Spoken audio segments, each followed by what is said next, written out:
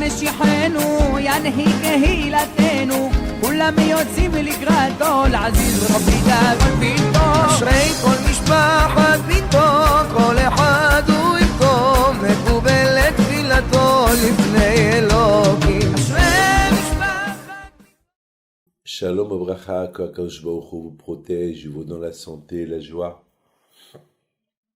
la prospérité si Dieu veut. Cette semaine, on a parlé un peu le respect des parents. J'ai vu une histoire spectaculaire. Dans la Torah, on nous raconte que Yosef Hatzadik, lorsque il s'est dévoilé à ses frères, après plus de 20 ans qu'il les a pas vus, plus 32 ans, si je ne me trompe pas, peut-être, il les a pas vus, était, comme vous savez, ils l'ont vendu en Égypte, et était esclave, et après il est devenu ce qui est devenu, le roi, etc., etc. Ce qui est incroyable est Yosef Hatzadik, lui qui adorait son père, il sait que son père il adore. Yosef Hatzadik, il n'est pas venu voir son père pendant les 17 ans que son père il a vécu en Égypte. Alors que Yosef était en Égypte, il était le roi d'Égypte, et il ne venait pas voir son père. Par contre, il lui a envoyé ses enfants, Ephraïm et Ménaché. Eux, ils étaient avec lui. Mais Yosef lui-même, il n'est pas venu voir son père. Alors la question se pose, pourquoi il n'est pas venu voir son père? C'est ça le respect des parents, ne pas voir le père pendant 17 ans. Et quand est-ce qu'il est venu? Il est venu voir son père lorsqu'ils l'ont dit il est malade. Il a compris, il va mourir. Donc il est venu le voir avant qu'il meure. Et c'est là qu'il a porté ses deux enfants, Ephraïm et Ménaché, pour qu'il les bénisse. Alors la question se pose, pourquoi il n'est pas venu voir son père? Et nos sages, ils donnent une réponse spectaculaire. C'est nos sages qui disent, que Yosef Hatzadik, il avait peur de se retrouver seul à seul avec son père, et son père il va lui dire, mon fils, raconte-moi exactement qu'est-ce qui s'est passé. Alors je t'ai dit, va chercher tes frères, et je t'ai plus revu. Raconte-moi qu'est-ce qui s'est passé. Est-ce qu'ils t'ont vendu? Est-ce qu'ils t'ont fait du mal? Je veux savoir la vérité. Jusqu'à maintenant, le bon Dieu ne veut pas me dire. J'imagine, j'ai que des suspicions, mais je ne connais pas la vraie vérité. Alors, raconte-moi, mon fils. Et Yosef Hatzadik, pour ne pas qu'il raconte à son père le mal que ses frères lui ont fait, il a préféré ne pas le voir, parce que pour ne pas qu'il lui pose des questions, pour ne pas qu'il parle du mal sur ses frères. Bien sûr qu'on peut dire que c'est Hachem qui a voulu tout ça.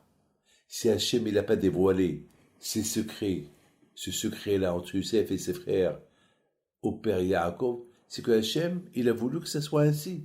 Alors que Yosef Hatzadik raconte. Il a dit non. Si Hachem il n'a pas dévoilé à Yaakov, mon père, ce que mes frères m'ont fait, moi, je ne veux pas maintenant allumer le feu. Et encore, provoquer des guerres entre frères. C'est de la folie, ça. Il a préféré ne pas voir son père. Yosef, ne pas voir son père. Et ça s'appelle le respect des parents.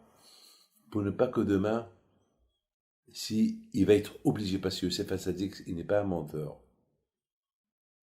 Tout ce qu'il disait à son père il lui dit, papa, Yosef, je t'ai langué, pourquoi tu ne viens pas me voir? C'était quoi la réponse de Yosef Hatzadik? Papa, tu sais que je suis le roi, tu sais que j'ai beaucoup d'occupations. Voilà, tu as Ménaché Ephraïm, voilà, j'ai de tes nouvelles. Voilà, tu m'excuses, papa, tu m'excuses. Et Yaakov, il a compris son fils. Il était le roi des rois, Yosef. Et en plus, il s'occupait de tous les Juifs qui étaient en Égypte. N'oublie pas que en 17 ans, les Juifs, avec Yaakov Avinu, ils se sont multipliés, ils sont devenus presque 1 ou 2 ou 3 millions de personnes. Donc, et c'était Yosef Hatzadik qui leur donnait à manger. Il s'occupait d'eux. Donc, Yaakov, il n'a rien dit. Mais Yaakov Abinu alav shalom, il a compris qu'il y a quelque chose, mais il n'a pas voulu. D'autre côté, il a compris que Yosef, il est occupé. Et Yosef Hatzadik, il avait tout le temps nécessaire pour venir chez son père et rester avec lui chaque jour même construire son palais royal là-bas à côté de son père. Parce qu'il était le roi. On peut être un roi qui a des palais de partout, et il est toujours le roi. Il n'est pas uniquement le roi dans la ville où il se trouve la capitale, non. Il a des palais de partout. Yosef, il avait des palais de partout, sauf avec son père, pour ne pas que son père il lui pose des questions, pour ne pas que son père lui dise, mon fils, raconte-moi exactement ce qui s'est passé. Regarde-moi, mes amis, quel monsieur, quel tzaddik était Yosef tzaddik.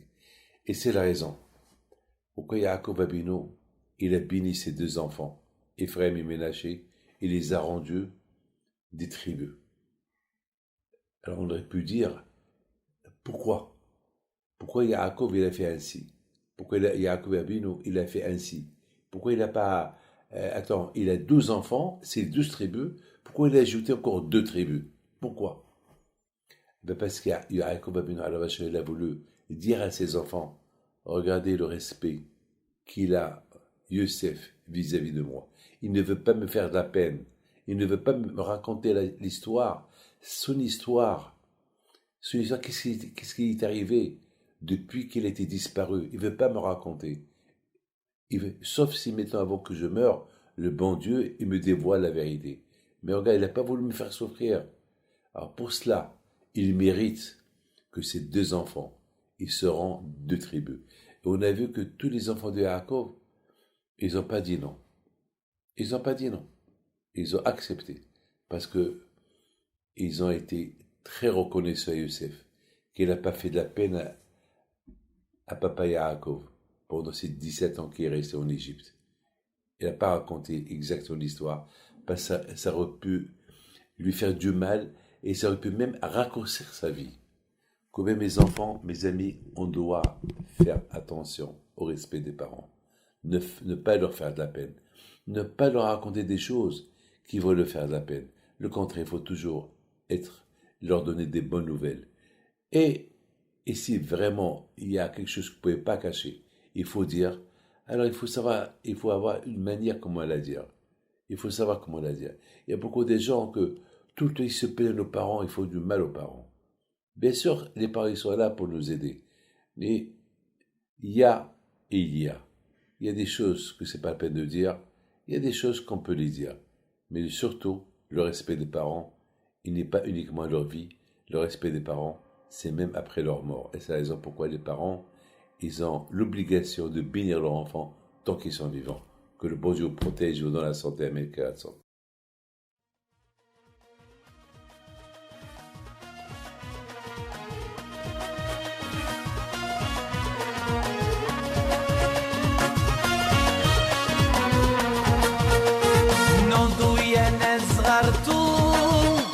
على ربيع حي بنتو وقف لنا زي خو